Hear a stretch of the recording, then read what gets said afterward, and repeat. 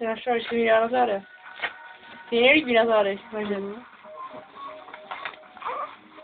Všechny ostatní volají jsou lepší, kromě na zádech, vy?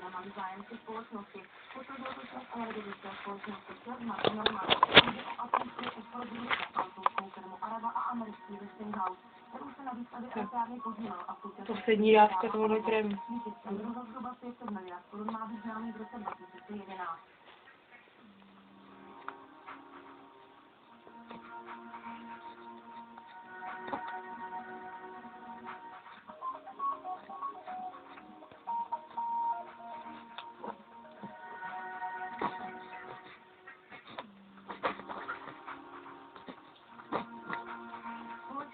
Pro své zákazníky zřídila ochránce práv zákazníků, takzvaného energetického ombudsmana. Obrátit se na něj může každý, kdo přijde se stížností nebo reklamací. Ombudsman bude přímo podřízen generálnímu řediteli ČEZu.